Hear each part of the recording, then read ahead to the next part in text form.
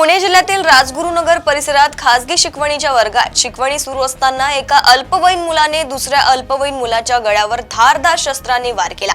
हल्ला केल्यानंतर तो दुचाकीवरून घटनास्थळावरून पसार झाला असून राजगुरुनगर पोलीस त्याचा शोध घेत आहेत।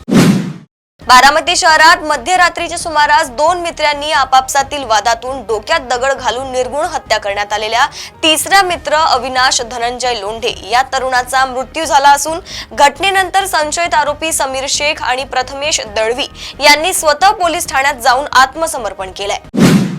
नाशिकमध्ये आजपासून 15,000 झाडांच्या वृक्षारोपणाचा कार्यक्रम सुरू झालाय। या कार्यक्रमाला गिरीश महाजन तसेच अखिल भारतीय आखाडा परिषदेचे प्रमुख साधू महंत उपस्थित आहेत।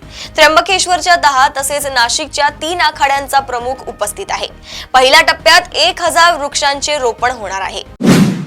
राज्य सरकारने राज्यातील शाळांमध्ये विद्यार्थ्यांच्या सुरक्षिततेसाठी कठोर निर्देश जारी केले आहेत।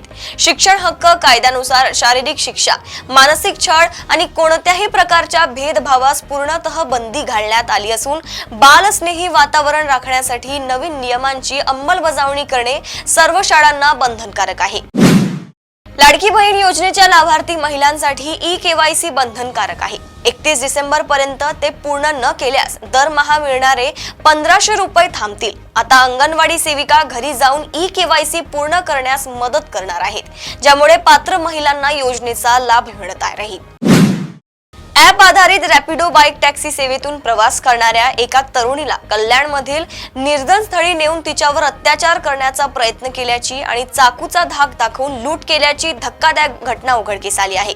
कल्याण महात्मा फुले पोलिसांनी या प्रकरणी तातडीने गुन्हा दाखल करत आरोपी बाईक चालक सिद्धेश संदीप परदेशी याला अटक केली आहे।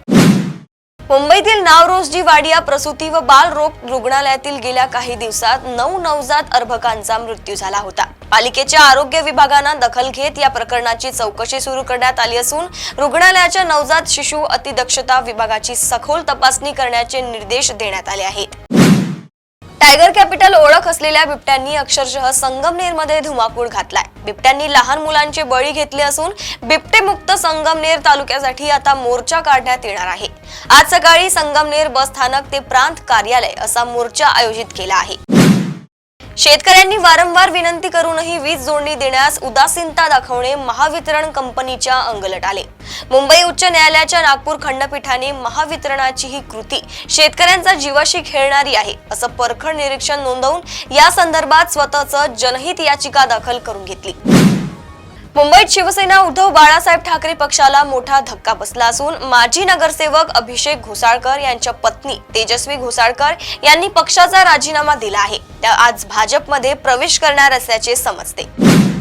प्रदेशातील अशा टॉप 10 बातम्या मी साक्षी आपल्यापर्यंत पोहोचवत राहील। तोपर्यंत बघत रहा देशोन्नती। नमस्कार।